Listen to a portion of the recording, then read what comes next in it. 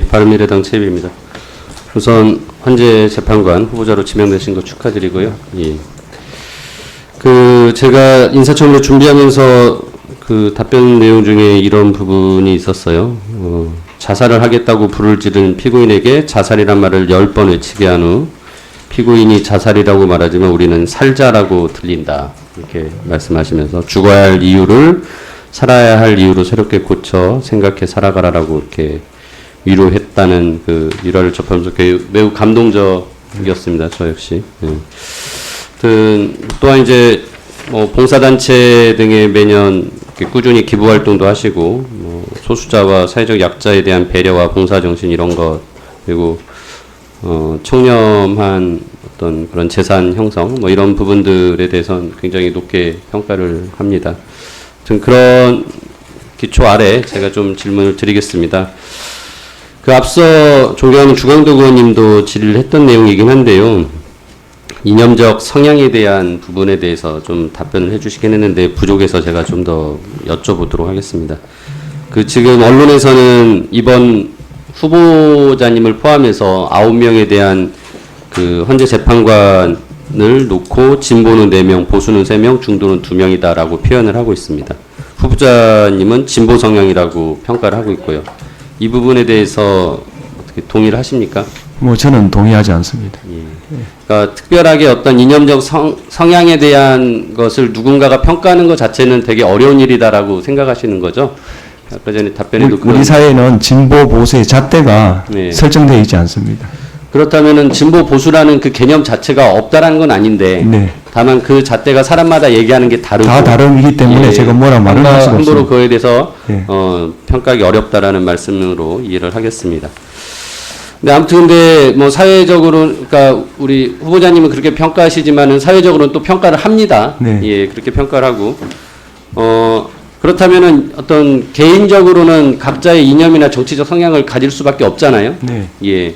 그게 법관으로서의 재판에 영향을 줍니까? 주어서는 안 된다고 생각합니다. 줘서는 안 되죠. 그러면은 우리가 이 헌재 재판관이나 저는 대법원도 마찬가지인데 일정 정도 항상 다양성을 추구한다라면서 이념적으로도 어떤 균형을 맞춰야 된다라고 하면서 진보 성향 셋, 보수 성향 셋, 중도 성향 셋 이런 숫자적인 균형을 찾기도 하거든요. 네. 그런 것 자체가 그러면 의미가 없다라고 생각하시는 거예요? 저는 그게 큰 의미를 가지고 있지 않다고 생각합니다. 예. 알겠습니다. 헌법에서 말하는 법관의 양심과 독립이 뭐라고 생각하세요? 법관으로서 또는 헌법재판관으로서 기대되는 직업적 양심이라고 생각합니다. 직업적 양심. 네. 그러니까 개인의 신념과는 예, 거리가 있다고 생각합니다. 구분이 되는 거라는 말씀이신 거죠. 알겠습니다. 10년 전에 후보자님이 직접 쓰신 글에 사법의 다양성을 보장하는 해답은 독립에 있다라고 쓰셨던 글이 네. 있던데 네. 지금도 그거 기억하십니까? 예, 변함이 없습니다. 변함 없으시고요. 아마 여러 의원님들이 이런 어떤 이념적인 평양성에 대한 우려를 하고 계세요. 네. 그거는 실제 여기 계시는 의원님들뿐만 아니라 사회도 마찬가지로 네. 꼭 신문 기사로 나온 언론뿐만 아니라 똑같이 저는 여론으로도 그런 게 있다고 생각합니다. 그런 부분들에 대한 우려를 말씀을 드리는 거지 이게 어떤 꼭 정치적인 네. 공세로 하는 것이다 아니라고 생각해 네. 주시고 네. 앞으로 어떤 균형 잡힌 네. 예, 그런 좀 시각을 가지고 헌법 재판관이 되신다면 그런 그것을 견지해 주셨으면 하는 당부의 말씀을 드립니다. 네, 명심하겠습니다. 예. 아까 존경하는 박 전 의원님께서 종교인 과세에 대해서 질문을 했는데 답변을 하시면서 종교인 과세에 대해서 종교 활동 보장이 반드시 필요하다는 말씀하셨는데 네, 네. 제가 조금 이해가지 않는데 오히려 이 종교인 과세에 대한 문제는 조세 형평성에 대한 문제지 종교 활동에 대한 보장 여부와 문제는 네. 좀 다른 것 같은데요. 네, 이론적으로는 그렇습니다만은 예. 실제로 조세를 부과하게 되면 예. 종교의 자유를 침해하는 경우가 생길 수가 있습니다. 그래서 그걸 좀 조화롭게 할 수 있는 방법이 뭘까 그런 의문에서 말씀드린 겁니다.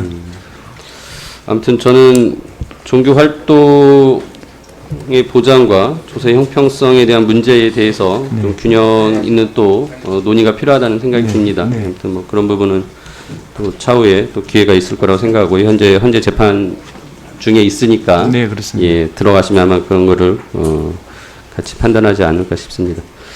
그 사법농단에 대해서 좀 여쭤드리겠는데요. 그 답변서에 이런 표현을 쓰셨어요. 최근 불거진 사법행정권 남용 사태 이렇게 표현을 하셨는데 이 사법농단 사태의 본질이 사법행정권 남용이라고 생각하십니까?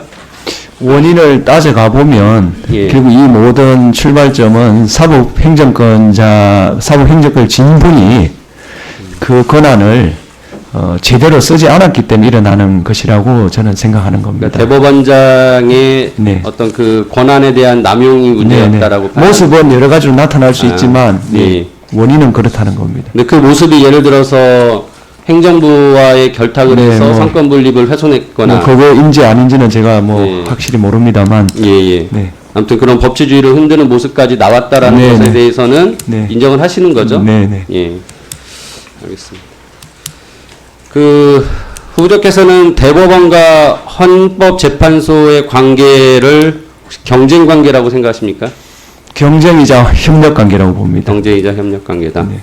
견제 대상이 됩니까? 견제도 할 수밖에 없다고 생각합니다. 그래요.